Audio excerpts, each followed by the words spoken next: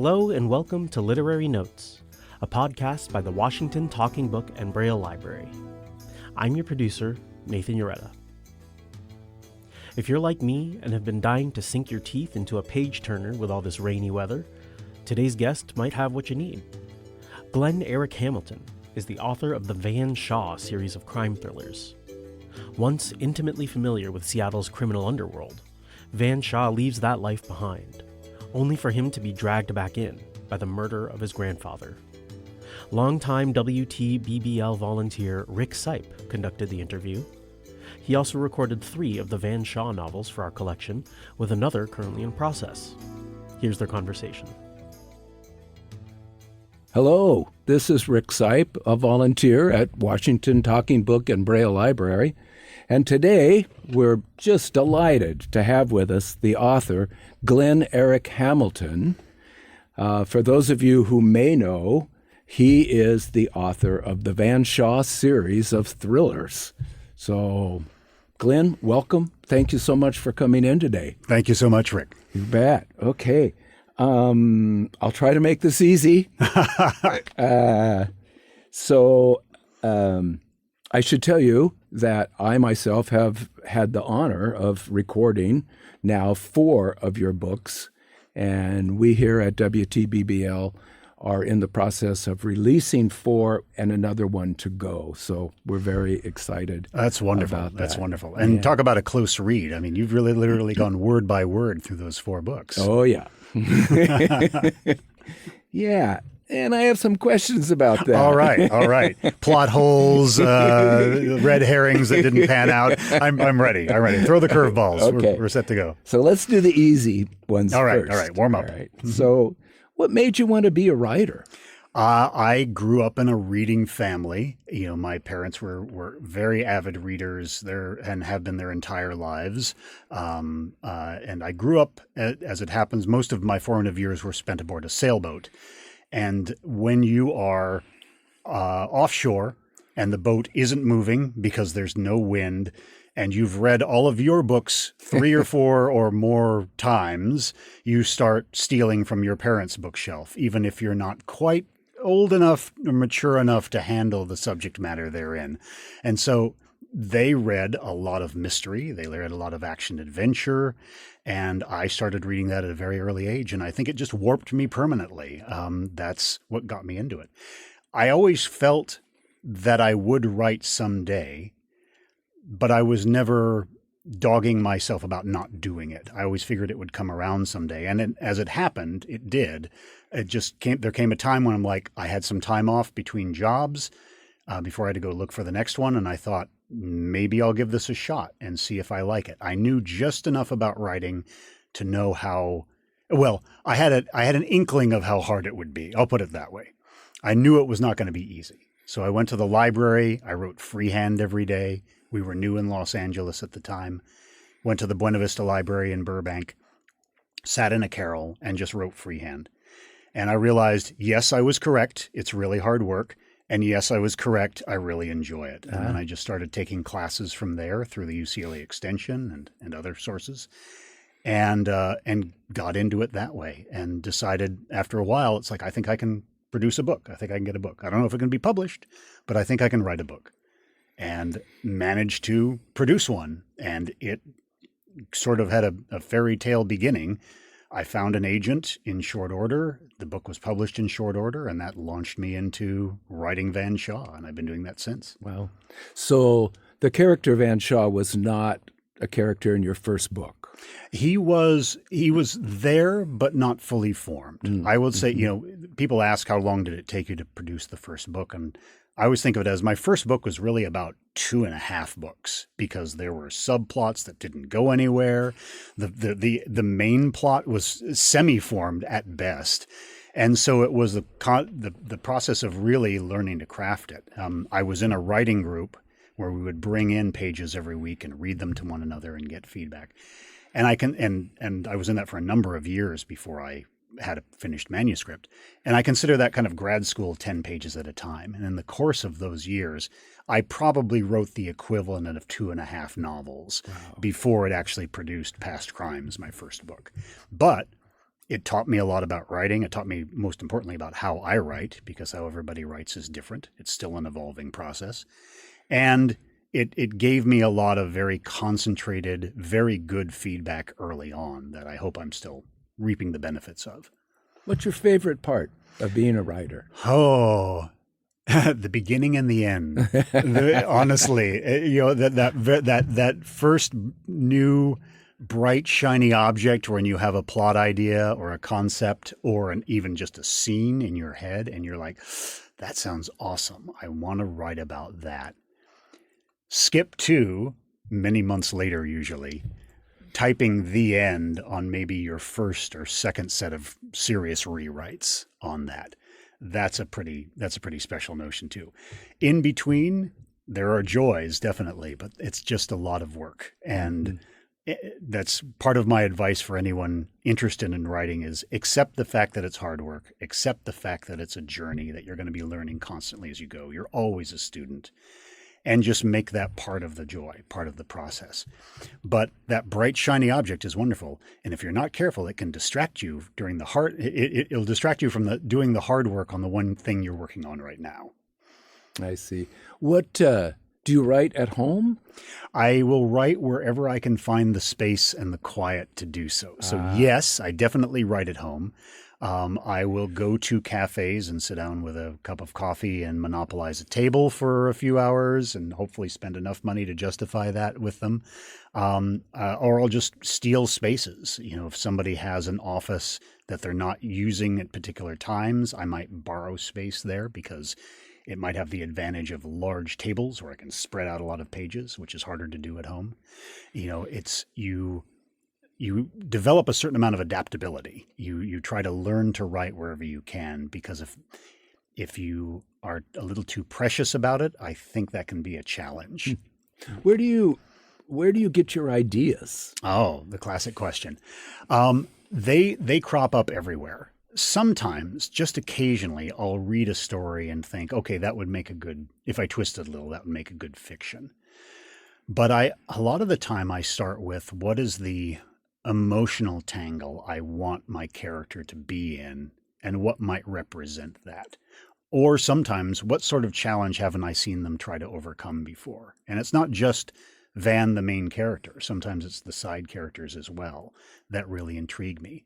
And I'll end up crafting, whether it's a heist or a particular action beat or something, around leading to that. And just every once in a while, I'll get an idea in my head, like when the viaduct here in Seattle was being torn down, and that old concrete 2-story freeway. Oh yeah, they were tearing that down, and I was still in LA at the time, and I came back for a visit. Seattle being my hometown, we were back fairly frequently. And I thought, well, that's a hell of a good place for an action scene. And I thought, I want to write an action scene on that half-destroyed viaduct. It just sounds fantastic. And you did. I did. I made a whole meal out of that. Yes, in the 5th book. And so that sometimes it's just that. It's just I know I'm going to have it leading up to, not necessarily the climax of a book, but I'm going to have an action sequence that's going to be based around a place that just sounds like a lot of fun to have an action sequence. So we talked about your favorite part of being a writer. Mm-hmm. What's your least favorite? Oh, the least favorite, and I would imagine this is true for a lot, is when you have sort of a bridge chapter that's just in between two larger beats in the story, and you're just not sure how to approach it to make it interesting, to make it original. And the advantage of experience is that you can sometimes see that coming, and you can think about it harder ahead of time to go, okay, what is it that's not interested me about this scene? Because if I'm not interested in it, sure as heck the reader isn't going to be interested in it either, And so thinking about what is an emotional stance or another challenge that can be put on this chapter that these characters are dealing with, or something they can argue over, that makes that scene have more meat to it, more bite. But every once in a while, you'll start writing a scene thinking of it as just sort of meat and potatoes, and realize that you're sort of mired because it's not doing any hard work, right? You're just sort of putting words on the page. And fortunately, if you're lucky, you can spot that in the first draft. If not, you usually spot it in rewrites. It's just like, this scene is dull. I need to make this more interesting. And then you beef it up from there. Who do you bounce your ideas off of? My wife is usually my first beta reader for things, and my agent often as well. But about a year and a half ago, I started a writing group with mostly local, Washington State authors. We're all published. We've all been through the wars a little bit, so we have comparable experience. And that has been extremely helpful in the last couple of years because I missed the writing group I had in LA and I wanted to recreate that. And so I invited a number of friends and said, hey, I'd benefit from this, not only the weekly deadline of having pages due, but just the immediate feedback rather than going maybe weeks or months between somebody reading something. And it helps a lot. It's helped me immensely in the current book I'm working on, and I'm sure it'll continue to.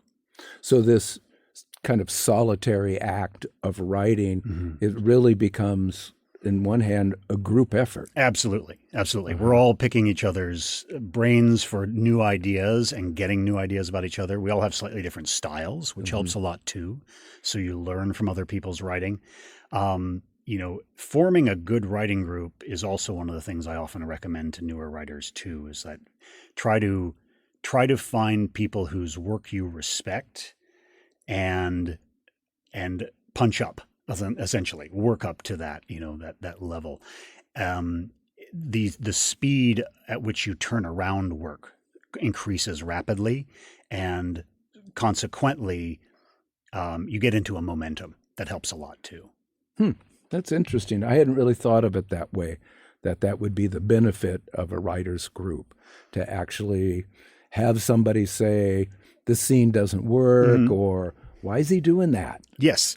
And bearing in mind, it helps also to have the benefit of experience of knowing what advice to take and what advice to reject. I'm sure I've offered plenty of advice that my fellow writers in that group go, yeah, but I'm just going to ignore that, right? But more often than not, if more than one person in the group mentions the same thing, you want to think about it. You want to think hard about it, because it's how it's really, we write these novels, mystery and thriller and suspense novels, because we want to give the readers a fun experience. We want them to experience emotions in that.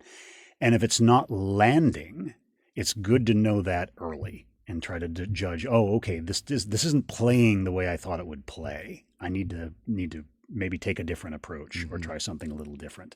But it is handy for that. It's also handy for people like me I'm kind of on that every personality test that I've ever had to take in corporate life had me right on the line between introvert and extrovert.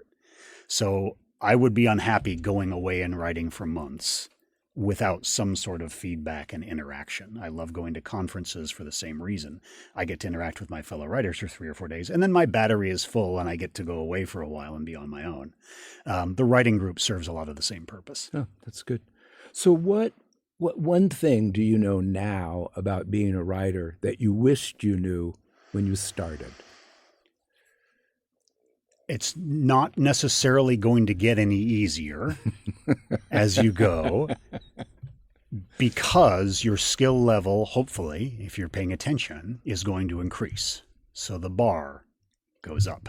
Sounds right? a bit like marriage. It's a bit like marriage. That's exactly right. Exactly right. If you're doing it right, the stuff that used to be hard will become easy, and then there will be new hard stuff to deal with. Like life and writing are going to throw you some curveballs. So it is a constant journey, in that being a constant student, you want to make that part of the delight of it, not the trial of it.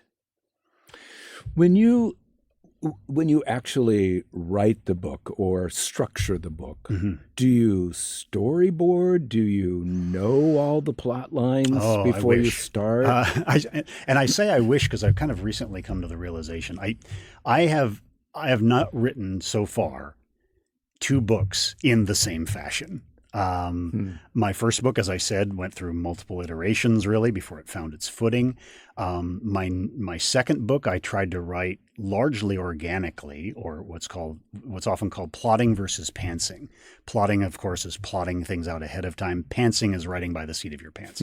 A better term for pantsing, I think, is organic writing. It's just sitting down and seeing what flows along the way. And that works really well for a lot of authors along the way, and it works terribly for many other authors. And there are folks firmly on both sides of that spectrum along the way. I've worked largely in kind of a hybrid model where I'll have things like that action sequence in mind, or I'll have the plot twist in mind, or I'll have whodunit in mind. And I'll have those sort of charted out, and I'll work between them like they are stops on a road trip. Right, I'm going to see the Grand Canyon, and I'm going to see the St. Louis Arch, and I'm going to see the Eiffel Tower. But in between, or Empire State Building, hard to drive to the Eiffel Tower. But in between, I'm going to let myself wander a little bit. However, now that I'm working in series as well as working on standalone novels as well, I feel like I'm more of a plotter. I think I'm just coming down more that I'm really like to have things planned out before I enter a scene, so I understand the characters' points of view, what they're after, where we need to go and why, what they're hiding, all of that in advance, so that from there I can let them improvise the scene a little bit with the dialogue and let it go. Because if I understand the viewpoints of the characters and where the story on the whole needs to go besides that, it gives me enough freedom that I'm happy, but also keeps me from getting off the rails, right? Keeps me from delving into those meat and potatoes chapters and realizing I've written 3 pages of not so much. Yeah. Well, let's talk a little bit, if you will, about this. And the reason I ask about whether you plot it out before or just, as you say, organically produce it, your books are so detailed to the point of it just sometimes I just can't believe it when I read it, because it's like, how did you figure all this out? Particularly in some of the scenes where, we'll talk about Dangerous Breed, for example. There's a whole scene where you're killing these people in a vat of something, and you've been very astute about the chemical makeup of the vat, how that actually would happen, the decomposition of the victims, and it just, so how do you do that? I don't know if this makes it better for listeners or not, but the people are actually already dead at the point they're put into this vat. It's not, the vat itself is not killing them. It is a way of body disposal. I do a reasonable amount of research, but I'm often writing the scene the way I want it to play. And then I will do research after the fact to know whether I'm way off base in how things potentially work. In other words, for this particular example, I was like, all right, I want this notion of this huge vat that has been used for body disposal for some time, and what would that require? And it turns out, well, okay, it takes a much larger vat than you would imagine, and it has to be kept warm, and it has to, these chemicals need to be tended to, because when a body decomposes, it changes the chemical composition. So, there's all these facts that you research, maybe less than 10% might find their way into a book, right? And I'm not a research junkie by any means. Beyond a certain point, it's like, okay, I'm done doing homework. I'm just going to write this, and if I have to fictionalize it, I have to fictionalize it and get back to the story. But I want it to always have the tang of verisimilitude, right? You want it to feel real, even if it's not completely real. And to know just enough about what it requires is the key to that in my mind, because the interesting parts are how big the vat has to be, what it smells like, and who tends to this thing. It's not the exact order of the chemicals involved, right? Because as a reader, I wouldn't care about that, and I'm guessing most other readers wouldn't either. Let's talk a little bit about location. Mm-hmm. You have set most of the Van Shaw books, as I know them, in the Northwest. Yes. Is that convenience? Is that because you're from here? Yeah. Part of it gets back to not being a research junkie. I'm not sure I want to research another place enough to I can write in it. But really, I a lot of it came out of my love for my home turf, which is Seattle and the surrounding islands and the areas in which I grew up, and just what life looks like from the water or near the water. And some of it is also when as I said, I started writing not long after we moved to LA. And a lot of that was inspired by coming back to Seattle for visits. And at the time, Seattle was really going through the boom bust period of the real estate market crashing, but Amazon was coming in and all these construction cranes were popping up like sunflowers on the horizon. And it's like, wow, it's really transforming, especially in this area and where we are right now. Yeah. And so in South Lake Union. So I was just sort of fascinated by the have and have not push pull of that and what that might be doing. And since I had interest in writing a character who was somewhat outside the law, what does that mean if you're somewhat outside the law and you're no longer in a cash economy? A cash economy doesn't really exist anymore. What does that mean? And so that sort of got me thinking about how the economy was transforming the city and what was happening to the city and setting it here in this very dramatic landscape of massive amounts of shipping and borders near us and the Pacific Rim and the mountains and the water. You can hide a lot of bodies in water. There's just tremendous opportunity. And I although I ventured out, the fourth book, Mercy River, is set in a fictional county in Central Oregon, another area I love tremendously. There's no shortage of stories to tell here in the Northwest. Good. Yep. In Mercy River, you, for example, the book that's set in Central Oregon, you talk a little or you allude a little to the idea of the Proud Boys or the bad boys, if you will, that come into town. Can you talk a little bit more about that? Yeah, I think the Northwest has, like many other regions, has had and continues to have its trials with fascist groups. And it's unfortunate that we're living in a time where it's hard. You can say Nazis are bad, and there's a lot of people who will disagree with you. But I think Nazis are bad. And honestly, to set something in the Northwest, to set a series, I should say, in the Northwest. I'm not picking on Oregon either, because it's in Washington State just as much, and Idaho and everywhere else. To set a series there and not have at least a couple of the books deal with that and the rise of it and the influence it can have, especially on smaller communities, larger ones too.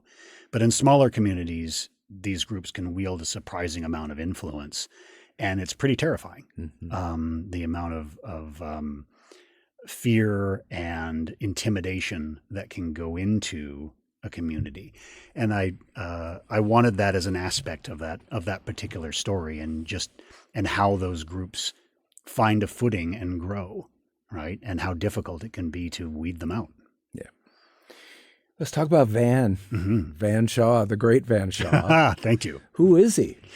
Oh, well, I wish I could say he's me, but that's just wish fulfillment, isn't it? A lot of Van's attitudes are my attitudes, of course. Naturally, he is younger, fitter, stronger, has a more interesting background, and is quicker with a quip than I will ever be. But, I have a lot of affection for the guy because a lot of his attitudes are mine, or were mine at a younger age, or perhaps his attitudes would have been mine had I taken a different track, right? Had my life been tougher, or had it gone down the roads that he's had to go on the way. I love the fact that, for folks new to the series, he was raised largely by his grandfather, who was a career criminal, independent criminal. was an armed robber in his young wilder days in Ireland and elsewhere, and then became a professional thief, a lot more cautious, a lot more measured in his approach. And he raised Van as that. And Van proved to be something of a prodigy. He's very, very good at stealing things. But he's also got a lot of moral center to him. And some of that came from himself and from his mother's influence. And some of that came from going into the army at a young age and serving for 10 years. And so Van's story is really walking this line where he's not accepted by, or he can't find a place in regular civilian society. He's not a civilian, but he's not a criminal either. And so figuring out what to do with himself and finding purpose is really the larger arc of the book along the way. Ironically, the 10 years in the Army Rangers in special operations made him a much more effective criminal. Mm-hmm. He can think militarily and he can think criminality, and he can combine the two. And he's a very skilled and dangerous person because of that. And thank heavens he has a moral center, because he could be a force for evil as well. When you write about Van and his experience as an Army Ranger, mm-hmm. Did someone help you with that part? Because it's very detailed. Yes. Yes, very much so. I had that. It's funny. I sort of backed into that. Although the veteran who becomes an action hero is a trope that's very common in books now. I didn't really set out to have that. I started out with him being raised as a criminal and breaking away from that. And then I decided I need him to go away from that life enough to have another life, mm-hmm. and then return. That's the point of the first book, is him returning to town. And I wanted him to go away. I didn't want him to just move to Cleveland for 10 years and then move back, right? And I thought, well, he's 18. He's got nothing. He's got no home, no food, nothing. Where does he? But he's fit and he's smart.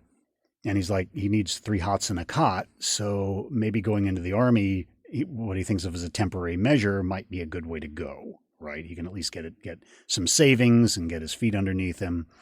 And he thinks he'd be pretty good at it. And it turns out he's very good at that too. And he thrives there. And he assumes that's going to be his life until circumstances change. So having realized that I wanted him to go into the military, I thought, well, what do I want him to do? And a friend of mine, a friend of ours was a former special forces in the Green Berets, and I talked to him about it. And he described various branches of special operations, and he described the Rangers, and I'll clean up the language a little bit here. He described the Rangers as knocking down doors and blowing stuff up, because they are light infantry.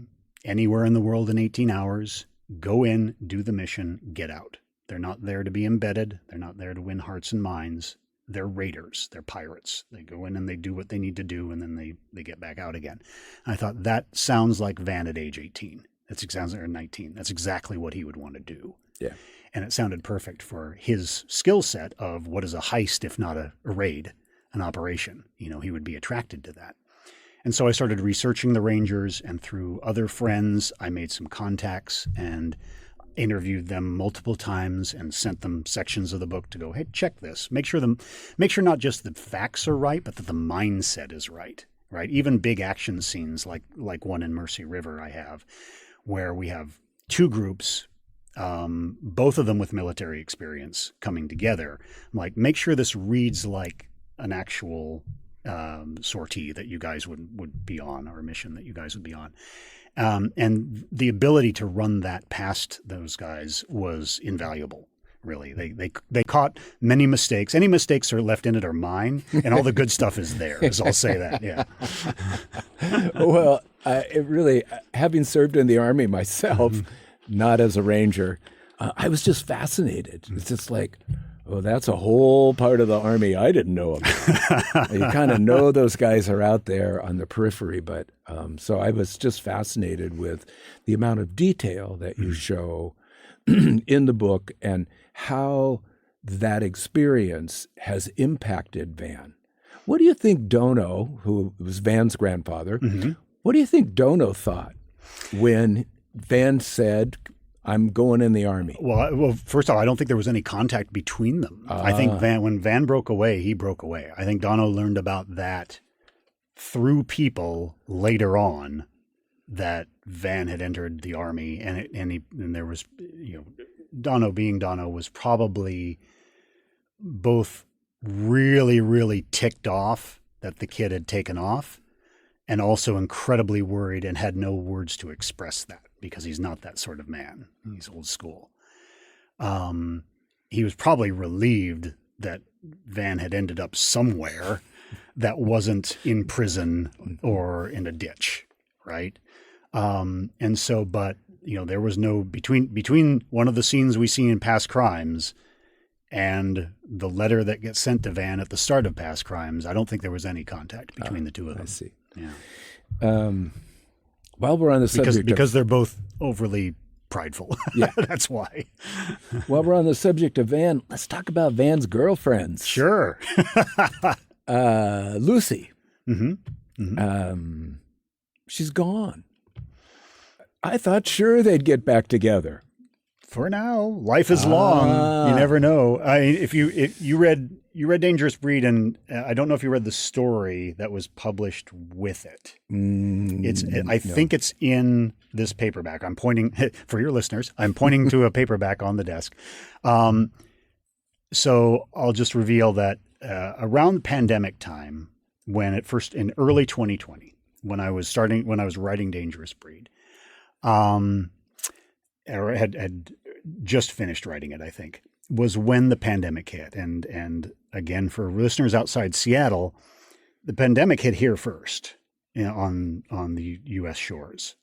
So to have your hometown suddenly have deserted freeways and streets and have refrigerated cars ready for bodies around the thing was terrifying. And so we were in LA at the time, and I had to deal with how do I deal with this? Worried about my family and friends up here, but also what's Van doing? What's he doing during this time? And so I wrote a short story called Essential Business, if you remember that phrase. Called Essential Business. That was Van 3 weeks into lockdown. And it's that story. And so Luce makes an appearance in that story shortly after, only a book or two after exiting the series, essentially. For now, I will say, life is long. Van has other relationships. I think Luce might always be around. We'll see that. It's one of those things of it's a young relationship. It's a short relationship for both of them, but I think it's a very telling one, because Luce also comes from a family with some background in criminality. And I think Van appeals to something in her that she doesn't quite know how to deal with either. It's interesting that you call her Luce. Yes. Because when I recorded her character, I struggled with that. Is it Luce? Is it Lucy? And spelled Luce on the page. Yeah, oh, yes. Yeah. And I switched it to Lucy when I recorded. Which is I wish okay. I would have known. Although I have to say, calling her Luce is kind of funny. That's great. But now, as Van moves on, other women have come into his life. Wren, for example. And Carla in Island of Thieves, yes. She's in his life. And I only bring this up because I see now within Van some moral, where he's a little bit out of balance with his own morals when it comes to the relationship between he and Wren and he and Carla. Yes. But also Wren has another relationship going on that he's like, what? Yeah. Wren is to use the current term, polyamorous. Wren had other relationships in place when Van came around. She wanted a relationship with him. He wanted a relationship with her. But she was very clear that, no, I have these other relationships too, and I'm not surrendering them to be with you.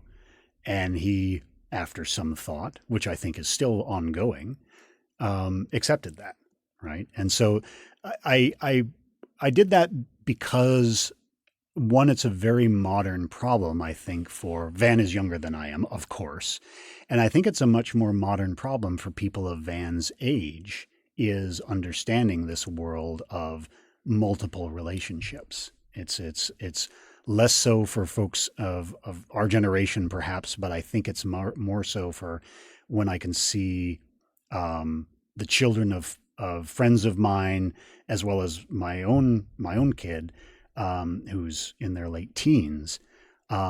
This is much more common, and it felt very natural to have that. And it wasn't a relationship challenge I had read before. And that was really the key, is like, I have not seen this before in another book.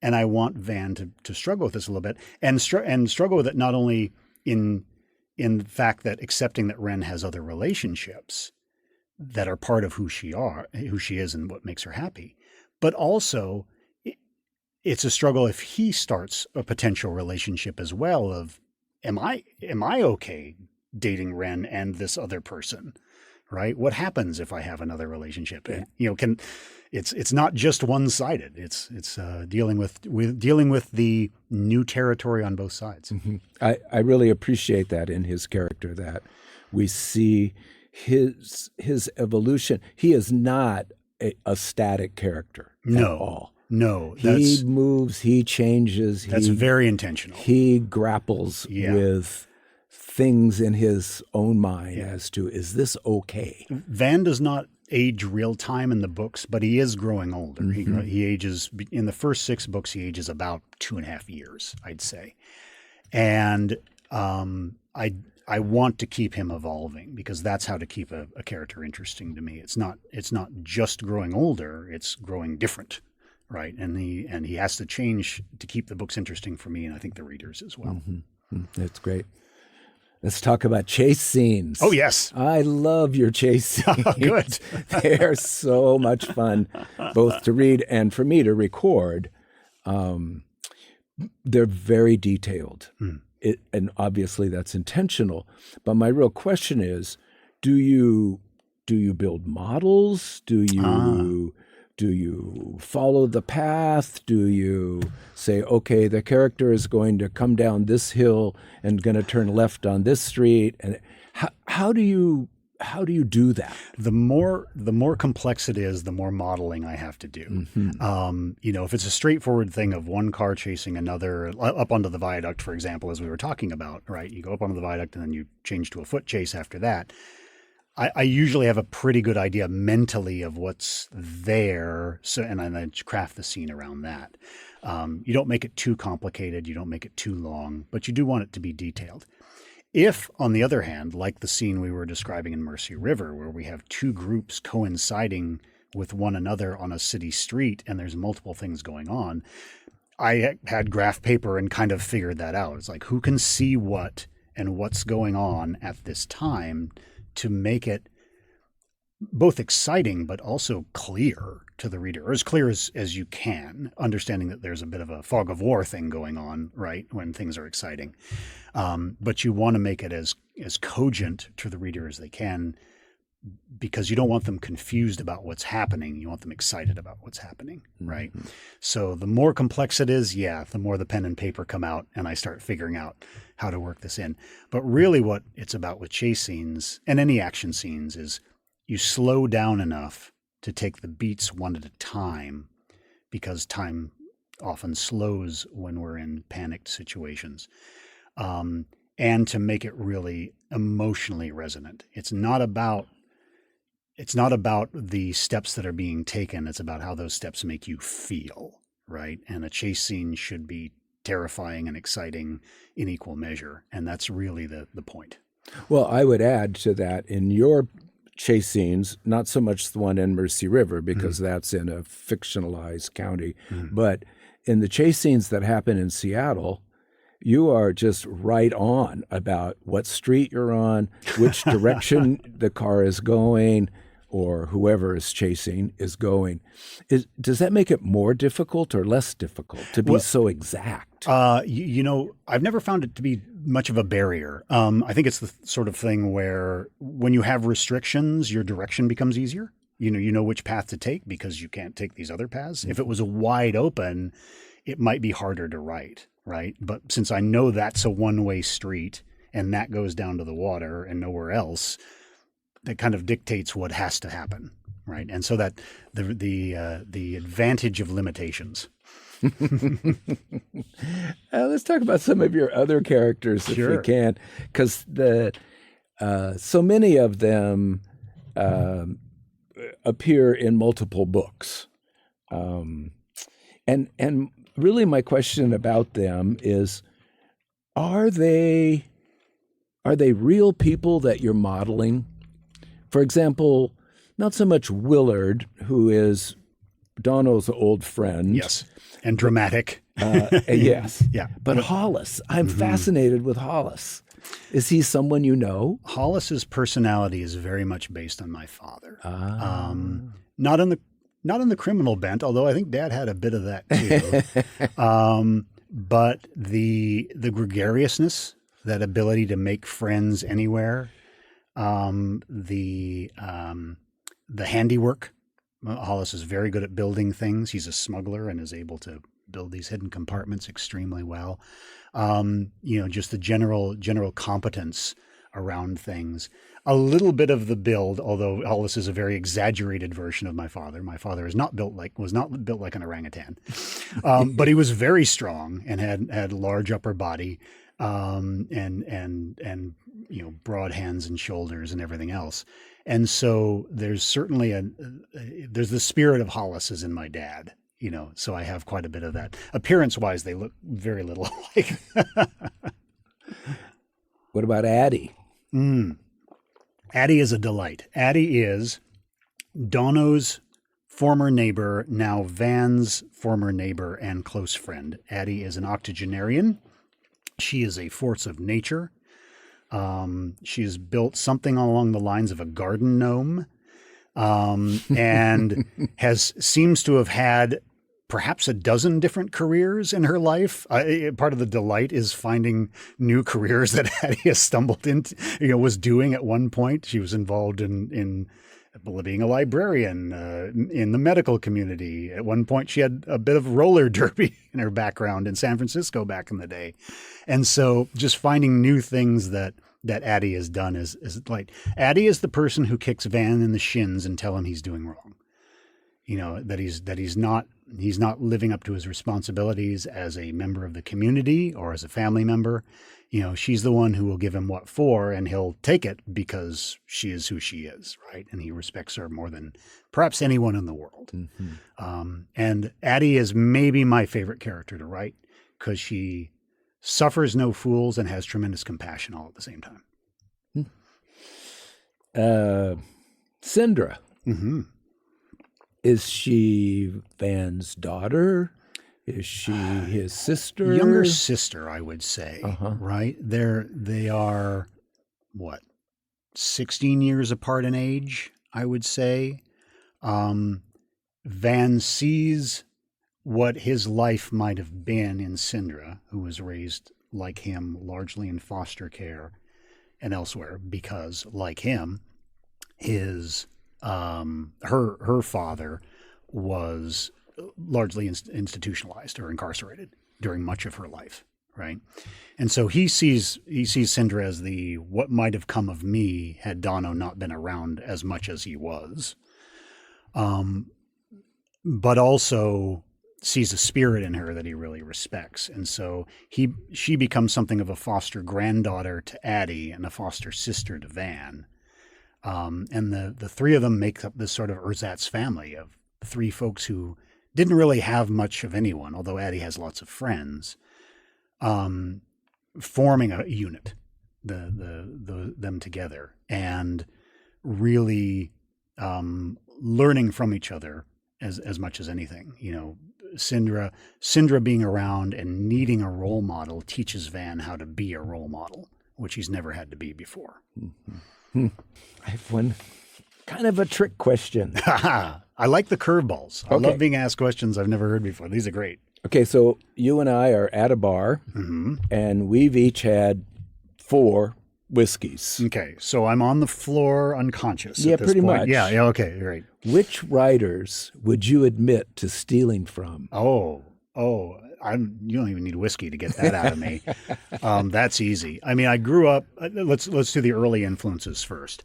I grew up reading a lot of John D. MacDonald, the Travis McGee novels, because if you live aboard a boat, you are legally required to read Travis McGee because he lives aboard a boat. And what comes of Van from that is McGee lives on the outskirts of polite society, and as does Van. And wanting to write a character of that comes directly from McGee. Dialogue-wise, I steal a lot from Robert B. Parker, the Spencer novels, and Jesse Stone and Sonny Randall novels. I steal a lot from Patricia Highsmith in terms of descriptions. She wrote wonderful descriptions.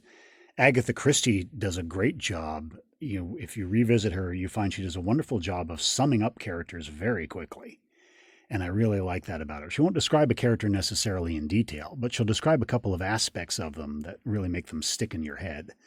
And that's a tremendous talent, as well as her use of red herrings and the like.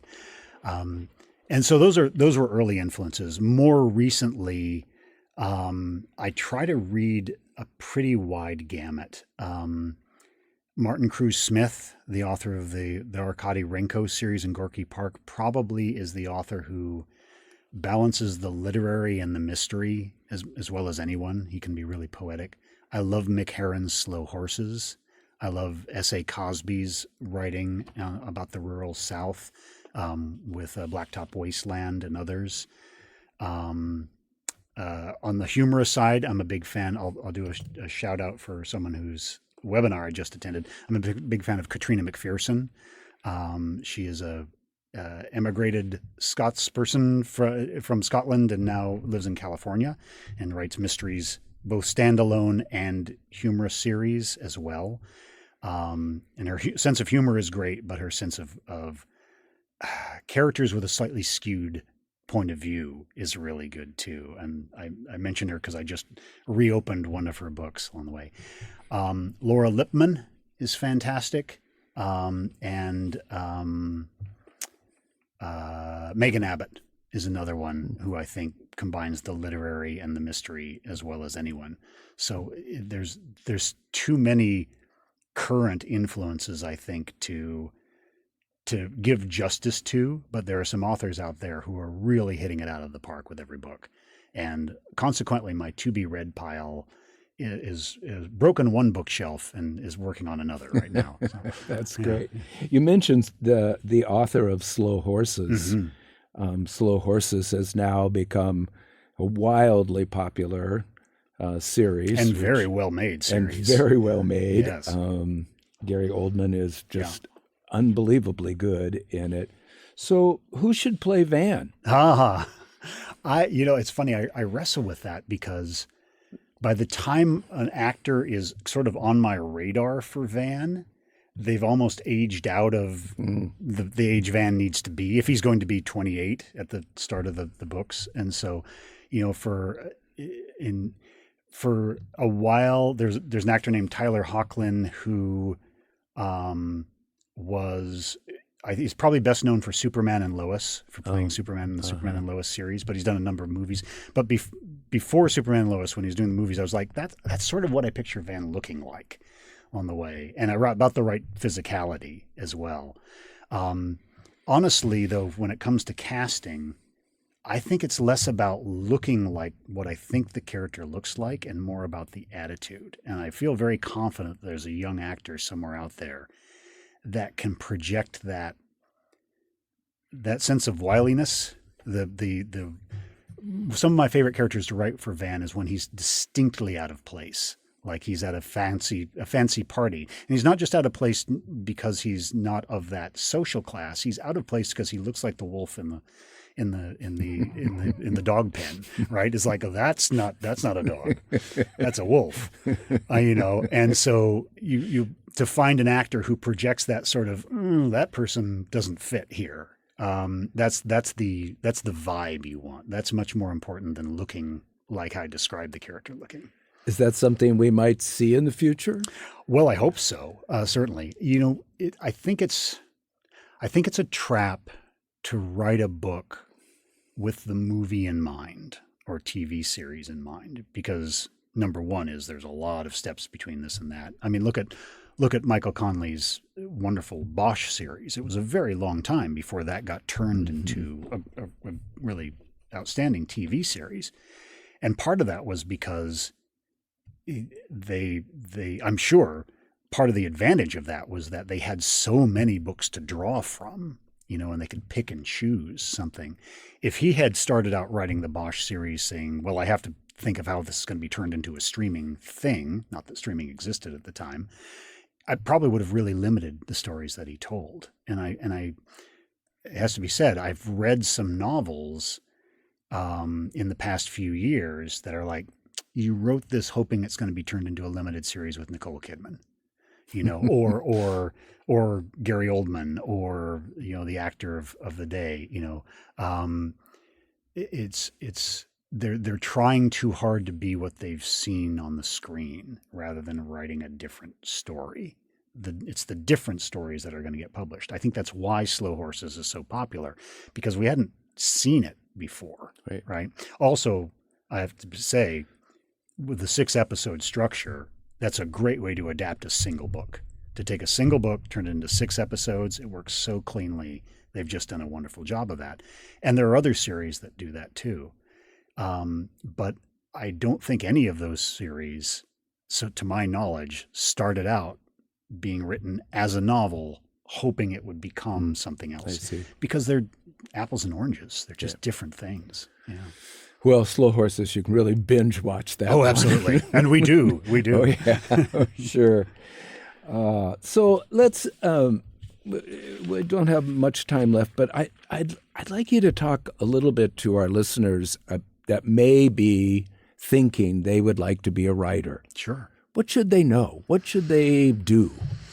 To sort of reiterate the points from before, accept that it's work, accept that you're going to be a student all the way along, right? I compare it a lot to martial arts in that, one of the smartest things ever told me is all a black belt means is that you're a serious student. That's it. Now the real learning begins, right? You've done enough to be considered a serious student. Now the work begins, right? So you've done enough to write a book.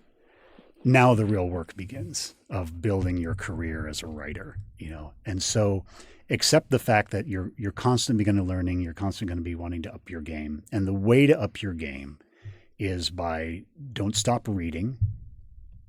And I say that very seriously because reading is going to get tougher once you start writing for 2 reasons. One is writing takes a lot of time, and it's going to steal a lot of the time that you used to use reading. So you may have to carve out time to read. It's very true in my life. I was a voracious reader, and then I got a writing career as well as my day job and family and other things. And suddenly I had to make time to read. I had to make that hour or half hour a day to pick up a book and read it. And then the other challenge of reading that keeps you away from it is you may be worried that author is going to influence you too much, or that it's going to distract you from your own writing. Think of it as something else. Think of it as a respite from the voice in your head. Replace it with somebody else's voice. Give yourself a little time off, and enjoy that thing. So number 1, keep reading. Number 2, if you know enough writers to form a writing group, great. Form a writing group. Compare notes. Think what resonates, what doesn't resonate. If you don't like the advice they offer, reject it. Keep writing what you're writing, right? If you don't know enough writers to form a writing group, consider one of the many great organizations, right? If you're writing mysteries, there is Sisters in Crime. There is Mystery Writers of America.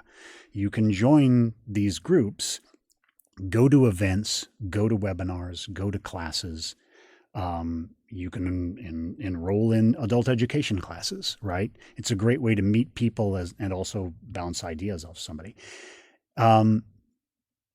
It will take some time probably to develop a thick skin for people who may not appreciate your writing. That happens sometimes, but most of the time, really, especially with these community groups like Sisters in Crime, you'll find people are wonderfully supportive and very welcoming. and they're not there to knock anybody down. They're there to support one another and in this hard job of writing. So those are the big three. Well, I'm going to do the big three, and then I'm going to do an overarching one. Read, find a writing group, and join communities where you need to. But the overarching rule, the only golden rule, is write. You're only a writer if you're writing, not research, not plotting, not planning it out, not absorbing content to get at new ideas. You're a writer when you're writing. So make the time, even if it's just half an hour. Sit down, set a timer on your phone, then put your phone way on the other side of the room so it doesn't distract you with texts and whatnot. Put on some music if you need to, and just write for that half hour. That's all you're doing, is putting words on that page. A writer writes. And so long as you're doing that, you are a writer, no matter what phase of your career you're at. If it's your first day, if it's your 1,000th day, if your 10,000th day, you're a writer if you're writing, right? And so that's the overarching rule. Great. Well, we here at WTBBL think you are one hell of a writer. No, thank you so much. We want to thank you so much for coming in today. As I told you at the beginning, been waiting a long time to get to talk to you. Well, Rick, it's a delight. Thank you. Thank you very much. The first 4 Van Shaw novels are currently in the catalog of the Washington Talking Book and Braille Library. The first novel, Past Crimes, is available as an audiobook with the class ID DB086032. You can find the other 3 in our catalog by searching for Glen Erik Hamilton, Glen spelled Glen, Erik spelled ERIK. We'll let you know in a later episode when the other entries in the series are available for download. If you have any questions or comments about the library, or to see if you qualify for our services, visit WTBBL.org, or leave us a voicemail at 206-615-0400, or toll free at 800-542-0866. This episode of Literary Notes is a production of the Washington Talking Book and Braille Library based in Seattle, Washington. I'm your producer, Nathan Ureta. Thanks for listening.